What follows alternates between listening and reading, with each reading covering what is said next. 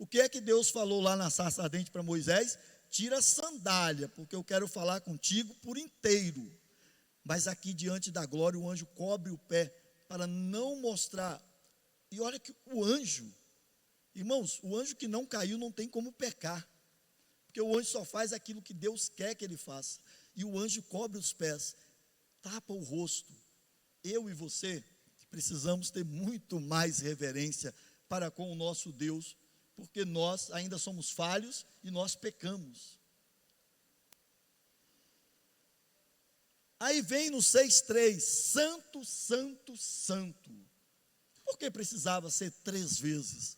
Para afirmar, reafirmar para Isaías que Deus de fato é santo. Santo, santo, santo. Ah, Deus é santo? Não, Deus é santo, santo, santo, santo. Repita comigo: santo, santo, santo. Aleluia. Deus é santo, irmãos. Por isso que não pode ser você o cara. Ah, é meu chegado, é meu amigo. Só porque você sabe que eu sou pastor, você não me chama de o cara. Ah lá, está chegando o cara ali. Você vê, ô pastor. Você pode me chamar de irmão também, porque eu não deixo de ser seu irmão. Mas você normalmente me chama de pastor. O meu pastor tem quase idade para ser o meu filho, pastor André. Mas eu não me dirijo a ele, pastor, o Senhor, por questão de respeito, porque ele exerce uma autoridade sobre mim. Agora, por que eu vou faltar com esse respeito para com o meu Deus? Essa é a grande riqueza de Isaías. Isaías nos ensina, irmãos. Antes de chegarmos no Evangelho, Isaías já está nos ensinando como nos aproximar do Evangelho, como nós nos dirigirmos ao Cristo, ao Deus revelado aos homens.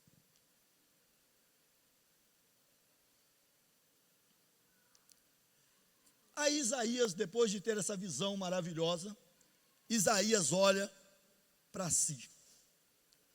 E essa muitas vezes é uma das falhas que nós cometemos como crentes. Nós olhamos para Deus, muitas vezes nós somos crente pá. Nós olhamos para Deus, vemos a santidade de Deus, olhamos para os irmãos. Aí eu falo assim, aí o pastor, ou qualquer outro pastor, um pregador está aqui, aí ele manda uma palavra, aí eu olho para o lado, aí o pastor não veio no culto, eu digo assim, o pastor deveria estar aqui, porque eu vi isso nele, então precisa. Pastor Delmo deveria estar aqui para ouvir essa palavra, crente pá, eu vou jogando para os outros. Nós temos que ser crente enxada, a enxada, você limpa a terra puxando para você. Isaías fez isso, depois de olhar para Deus, ele não olhou para a miséria do seu povo. Isaías era um santo, perto, em todos os sentidos, perto do povo com quem ele convivia, um povo pecador, rebelde diante de Deus. Isaías poderia ter, a visão poderia ser, e depois de olhar para Deus, de ver toda essa glória, Isaías volta a olhar para o seu povo, para a sua nação. Não, Isaías olha para ele primeiro. E aí o que ele vai dizer? Então eu disse, ai de mim, estou perdido. Lembra dos ais lá de Jesus? O ai, na cultura judaica, sempre era a iminência de um acontecimento de juízo, de castigo. Vai acontecer. O pastor vai chamar no gabinete. Vacilou. Então, algo que vai acontecer, algum juízo, alguma reprimenda, vem sobre a sua vida ali, sobre aquele povo. Então, ele traz isso para a sua vida. Isso é reconhecer pecado. Ai de mim, e ai de mim, e ai de você, se não andarmos em santidade diante do nosso Deus, irmãos. Ai de mim, estou perdido. Avassalado por aquela visão, ele pronuncia o ai contra si mesmo, pois sendo ele apenas um mortal, não estava equipado, nem era digno de tal visão. Por isso que eu falei anteriormente, cuidado com esse povo que já foi levado ao céu 10 vezes, foi no inferno 20 vezes, viu 422 anjos, viu o anjo montado a cavalo, o anjo de 6 asas, de 3, de 2, de uma só, que perdeu uma numa batalha contra um anjo do inimigo. Cuidado, porque quem tem visão celestial, como esses homens tiveram, todos os relatos bíblicos causam um impacto enorme. Eu ouvi uma vez um relato de uma pessoa que Deus levou ao inferno, e aí saiu exortando jovens e tal. Não passou 3, e infelizmente eu profetizei isso que ia acontecer. Não passou 3 meses. Estava enfiado no pecado até o pescoço. Viu? Foi mesmo no inferno? Viu as mazelas que é o inferno? Não viu coisa nenhuma, senão não se enfiaria no pecado desse jeito. Continuaria sendo, não é aquele exagero que poderia não ser da forma que eu falei anteriormente, mas cometeria pecado que todo homem, é impossível o homem não cometer, mas não estaria enfiado no pecado. Porque se Isaías, que era Isaías, que teve esse privilégio, que escreveu este livro maravilhoso, que teve essas revelações de Deus sobre o Messias, disse: ai de mim, imagine eu. Os lábios, quando ele diz: eu sou um homem de lábios impuros, os lábios humanos são impuros para proclamar a palavra de Deus, e os olhos indignos de contemplar o Senhor, irmãos. Ou você acha que o meu e o teu lábio é puro o suficiente para proclamar a palavra de Deus? Agora, como Jesus nos deu o Espírito Santo, que é a brasa que tocou, é o Senhor do altar que produziu a brasa que tocou em Isaías, habita em mim e em você, e isso nos torna capacitados para proclamar a palavra, o nome do Senhor. Tem uma atriz aí, tem um grupinho, 3 atrizes, não sei se era um podcast, uma reunião, está rodando aí na internet, elas se indignando, porque os crentes acham que são donos de Jesus Cristo, porque se a gente fala que tem Jesus, basta a gente botar um biquininho, fio dental e ir para a praia, que já dizem que nós não temos Jesus coisa nenhuma. Não precisa comentar, né? Você é crente, o Espírito Santo te fala como é que esse povo vive, né? Hoje está declarando amor para um, casa, e amanhã diz que o amor acabou e já muda, e quer nos convencer de que nós estamos errados e eles estão cheios de Jesus Cristo na sua vida. Mas não é assim.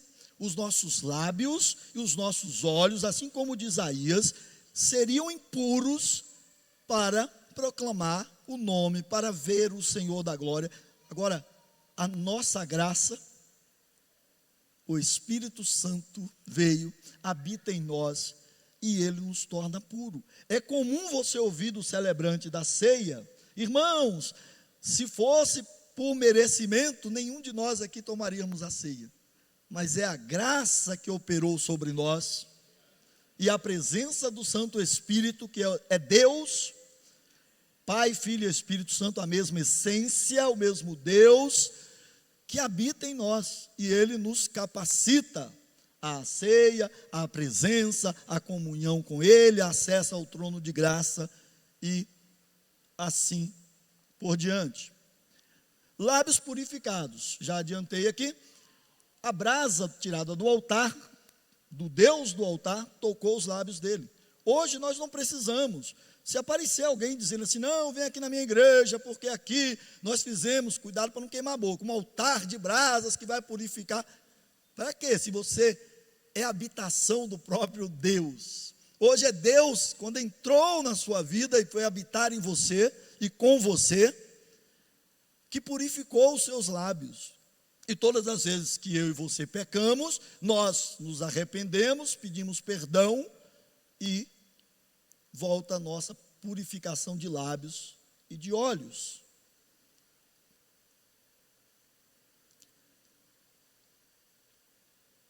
É o que eu acabei de falar. O ponto de número 3. o chamado de Isaías. Irmãos, todos nós, sexta-feira eu preguei na nossa congregação ali de Piedade, em Caçapava, e introdução ao livro de Atos, que eles estão começando uma série de estudos, e eu disse isso no final. Aqui nesta igreja, em todas as igrejas cristãs, todos os nossos membros, em todos os nossos templos, não existe um crente que não recebeu um dom, porque chamado tem que ser acompanhado de um dom para você exercer o chamado. Então, se você ainda não descobriu, em nome de Jesus, ora para que Deus te revele onde é que você pode servir na obra de Deus. Deus, olha, eu de Gênesis a Apocalipse já li algumas vezes, e eu nunca encontrei um texto que sequer me remetesse à ideia de que Deus chama alguns apenas para sentar, ser salvo, sentar, ouvir a palavra e esperar o dia de ser chamado para a glória eterna. Isso não existe. Você recebeu da parte de Deus um dom para servir. Não sei se é na porta, não sei se é na limpeza, não sei se é arrumando, enfeitando. Olha uma mesa daquela. Se tivesse me chamado, pastor Edson, domingo, chegue mais cedo e arrume a mesa da ceia. Com certeza eu faria, e qualquer um aqui pode fazer. Mas tem pessoas que colocam ali, aí você olha o alinhamento das coisas, a disposição da mesa. Aí você olha e fala assim, será que fez um curso? Fez faculdade para fazer isso aqui? Não é dom. Para tudo precisa de dom. Para tudo precisa de dom. Aqui na recepção, nós temos algumas pessoas que ficam aqui na recepção, e eu sempre que estou conversando com alguém a respeito de igreja, eu elogio isso, eu cito isso, que pode estar chovendo, fazendo sol, trovejando, o país pode estar bem financeiramente, pode estar em crise, essas pessoas estão com um sorriso, que se fosse todos homens, eu ia dizer que é de costeleta a costeleta, mas como tem algumas mulheres, então de orelha a orelha, sempre nos cumprimentam, nos recebem com um sorriso. Isso é dom. Talvez se você tirar esse ministério da pessoa e der para ela, ou para ele, um ministério aí que aos olhos humanos seja um cargo elevado, vamos falar assim para que todos entendam, você na verdade vai estar matando essa pessoa. Por quê? Porque ela demonstra que Deus a capacitou para que todos que entrem aqui já venham prestar o seu culto recebendo um sorriso, se alegrando, ainda que venha triste. É difícil se manter triste quando alguém vem e aperta a tua mão com um sorriso, e você vê que não é forçado, é espontâneo. Então, exerça o seu chamado, não se esconda de Deus, porque Isaías não fez isso. Ouvi a voz do Senhor. Você também ouve a voz do Senhor. Eu ouço a voz do Senhor. Todos aqueles que já chegam ao Senhor e são salvos por Jesus ou Cristo, ouvem a voz do Senhor, através da leitura da palavra e Deus falando ao nosso coração, à nossa mente. Deus falando. E às vezes Deus nos pega de surpresa, quando você está ali, tranquilo, vem algo assim que você se conecta com Deus e fala, meu Deus, e eu deveria fazer mais. Ou então, Deus, obrigado, Senhor, eu não tenho pensado sobre isso que o Senhor tem feito na minha vida. Ele ouviu a voz do Senhor. Depois disso, ouvi a voz do Senhor que dizia, a quem enviarei? E quem há de ir por nós? Disse eu, eis-me aqui, envia-me a mim. Isaías 6:8. Irmãos, Jesus diz, ide, ou alguns dizem que a melhor tradução é, indo por todo o mundo, pregai o evangelho a toda a criatura, fazendo discípulos e batizando-os em nome do Pai, do Filho e do Espírito Santo. Esse ide, que Isaías respondeu aqui, a quem enviarei? Envia-me a mim. Todos nós precisamos responder para Deus. Uns em forma de missionário. Aqui há pouco tempo eu sou péssimo para guardar nome. O pastor chegou para o nosso pastor e disse: olha, eu estou indo lá para o Nordeste e eu vou começar um trabalho lá. E aí o pastor contou aqui, um dia, quando o pastor falou assim: vamos ver para comprar. Não, pastor, já comprei, já estamos arrumando lá, já estamos reformando, já temos, acho que 30 pessoas naquela fala, 30 pessoas congregando. Então, uns respondem indo. Pastor Mário, África lá, indo. Outros respondem ficando aqui no Brasil. Uns respondem indo lá para as enchentes do sul, indo daqui a pouco para a Bahia, para o Nordeste, lá para a minha terra, a minha boa terra. Outros respondem o ide, ficando aqui como intercessores. Eu congreguei com uma irmã, que ela era banco de madeira, a igreja, ela era a primeira a chegar. Ela se sentava lá, baixava a cabeça, ficava lá no banquinho dela quieto. Você não ouvia a voz dela, mas você via que o maxilar mexendo. Se você chegasse pertinho, colocasse o ouvido, ela estava intercedendo. Ela era foi a maior intercessora que eu já conheci até hoje. Eu nunca vi alguém interceder tanto como aquela mulher. Chamado, eis-me aqui. Diga isso para Deus no seu momento de oração ali, de conversa com Deus: Senhor, eis-me aqui. Eu não sei, Senhor, ainda não descobri para que é que eu posso servir, como é que eu posso servir na tua obra, mas eis-me aqui, Senhor. Eis-me aqui. Talvez a sua tarefa seja ganhar a família vizinha da sua casa. Tudo que Deus preparou para você em termos de missão é ganhar aquela família lá. Mas se você disser eis-me aqui, Ele vai te mostrar e te dar ferramentas para que você faça a sua obra. Mas é preciso que você queira: envia-me a mim. Não é o outro, é a mim. Não é o pastor, não são os pastores, é a mim como crente. Não é o pregador, o missionário, o profeta, o apóstolo, a quarta pessoa da Trindade, porque hoje em dia estão inventando tanto título. É a mim. É a mim. Irmãos, não tem nada mais triste do que alguém chegar para um crente em Cristo Jesus e dizer assim: olha, tem uma pessoa possessa ali manifestando. E a pessoa dizia: meu Deus do céu, e agora, qual que é o telefone do pastor? Preciso ligar para o meu pastor. Não, irmão, você é crente? Arruma mais um crente, vai lá e põe esse demônio para ir embora. É no nome de Jesus, não é no teu nome, não é no nome do pastor André, do pastor Edson, do pastor Alexandre, não, é no nome de Jesus. Eis-me aqui, Senhor, para toda e qualquer obra, porque eu sei que se o Senhor me chamar para fazer, o Senhor vai me dar as ferramentas, a capacitação necessária para executá-la. O livro de Isaías é chamado por muitos de proto-evangelho.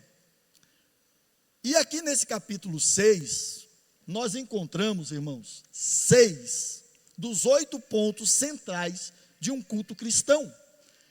Eu sou apaixonado por esse capítulo 6 de Isaías. Esse capítulo 6 de Isaías é sabe aquela comida da mamãe, da vovó, que você fala assim: não vejo a hora de comer de novo aquilo.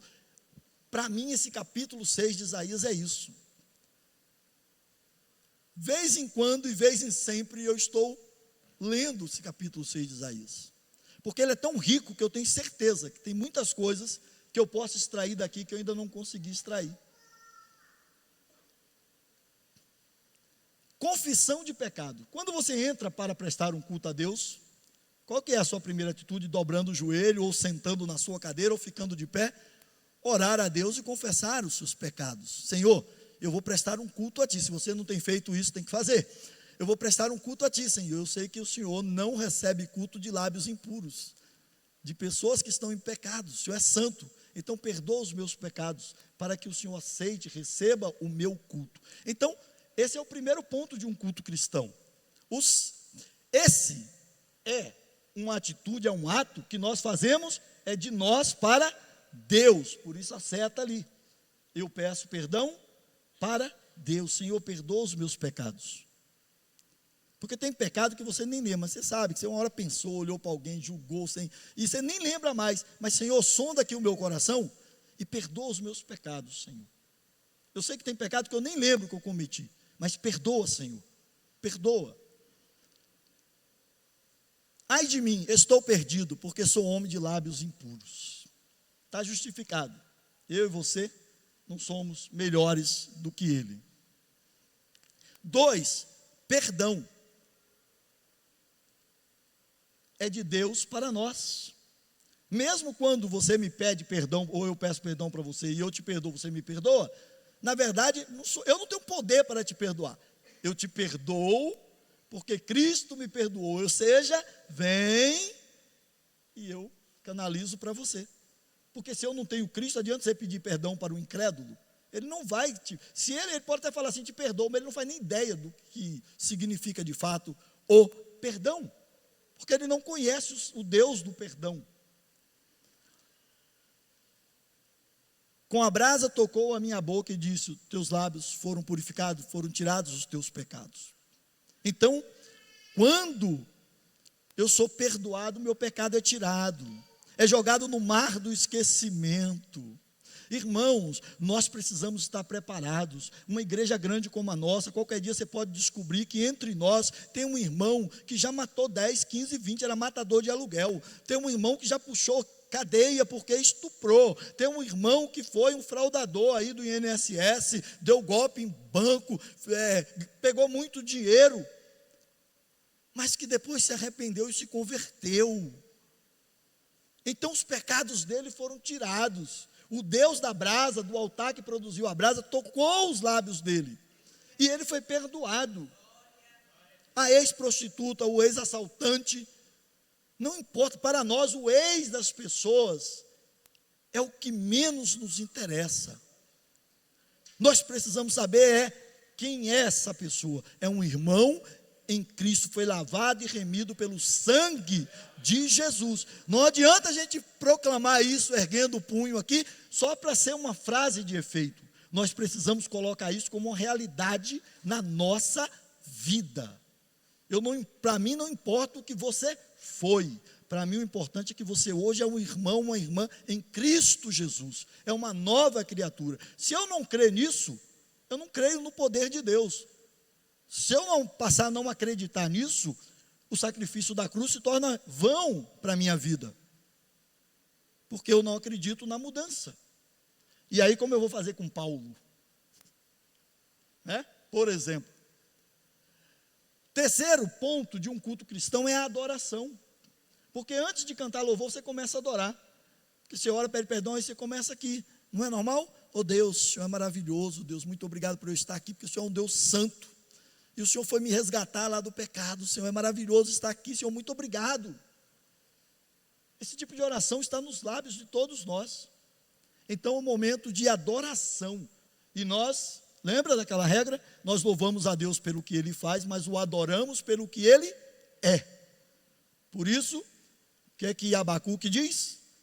Estar abacucado é dizer, ainda que eu esteja sem um emprego, ainda que o armário esteja ficando vazio, ainda que o vencimento da conta esteja chegando e eu ainda não tenho dinheiro, mas eu me alegrarei no Deus da minha salvação. Às vezes a gente falha nisso, irmãos. Às vezes a gente murmura, mas não pode ser a prática contínua da nossa vida. A gente precisa se arrepender e voltar a ficar abacucado. Abacuque 3,17. A adoração é para Deus. Eu não adoro para mim, eu não adoro para vocês, eu não adoro para o meu pastor, eu adoro a Deus. Serafins estavam, então lá os serafins estavam fazendo o quê? Adorando a Deus. Por isso eles cobriam o rosto, cobriam os pés. Estavam em atitude de adoração. Santo, santo, santo. Depois vem o louvor. Aí eu vou cantar louvor. E aí, se você tem esse costume, e na minha casa eu corrigi muito tempo isso, graças a Deus pararam de falar isso. Não gostei dos louvores hoje. Eu não gosto desse corinho. E problema seu que você não gosta. No dia que eu descobri que o ministro de louvor dessa igreja está consultando os irmãos para saber o que os irmãos gostam de ouvir, eu vou chegar no pastor André e falar, pastor André, você tem que tomar uma providência. Isso não pode, ele tem que orar a Deus e deixar Deus fazer a coisa acontecer. O culto não é para mim, irmãos. O louvor não é para mim, o louvor é para Deus. Eu apenas empresto os meus lábios, porque eu reconheço que Deus fez, a começar pela salvação. Ele é digno de ser louvado. Agora, que tipo de louvor? Se é corinho, se é hino da harpa. Eu sou apaixonado por hino da harpa. Sou fãzão. Por causa das letras, não é? A melodia sempre é pobre do hino da harpa. E quem é entendido de música aí sabe melhor do que eu disso. Mas, irmãos, é maravilhoso. As letras são maravilhosas. Mas tem que cantar aquilo que Deus colocou no coração de quem está escolhendo os louvores. E não aquilo que o pastor Edson. Que será que o pastor André gosta de ouvir? Não. Não é para o pastor André o louvor. O louvor é para Deus. Vamos correr. Então, o louvor é para Deus. Quinto, intercessão, Isaías 6,6. A intercessão, eu intercedo, orando, eu intercedo pelo pastor Alexandre, só que eu jogo para Deus, tem misericórdia do pastor Alexandre, Senhor, abre as portas daquilo que ele está pleiteando, Senhor, dá sabedoria para ele tomar a decisão que ele está querendo tomar, Senhor, olha, inspira ele para fazer aquilo que ele está buscando. Então, eu intercedo por ele, mas como eu não tenho poder de resolver, eu vou lá buscar em Deus para transferir para ele. Mas é algo que a gente vai fazer no culto. Então, dos serafins e tal, o serafim chegou e tocou em Isaías e purificou ele? Não, ele foi no altar do trono da glória, pegou uma brasa e tocou nos lábios. Porque o serafim dele próprio, ele não tem poder para fazer isso. O 8, você vai entender porque eu pulei para o 8. Envio ou omissão, Isaías 6,8. Depois disso ouvi a voz que dizia: a quem enviarei? A quem há de ir por nós? Disse eu: eis-me aqui, envia-me a mim. Então, a igreja envia. No final, sempre há recomendação para que nós saiamos daqui e preguemos o evangelho às pessoas. E os pontos 6, edificação, que é a pregação da palavra, está em Lucas 24, 27, Jesus andando a caminho de Emaús encontra 2 dos discípulos e eles estão falando e tal, e Jesus começa por Moisés e vai explicando toda a palavra e mostrando para eles o que havia de acontecer com o Messias. Acontece aqui pregação da palavra. E o último, que é de nós para nós. E o último, que é ali, está em Lucas 24, 30, que é a ceia do Senhor, né? De Deus para nós, para o povo, para os irmãos. Então, está aí. As experiências espirituais que Deus nos concede visam preparar-nos para responder com alegria e disposição ao seu chamado missionário, motivando-nos a uma vida frutífera que será sua. Qual será a sua resposta? Eu já te desafiei aqui hoje.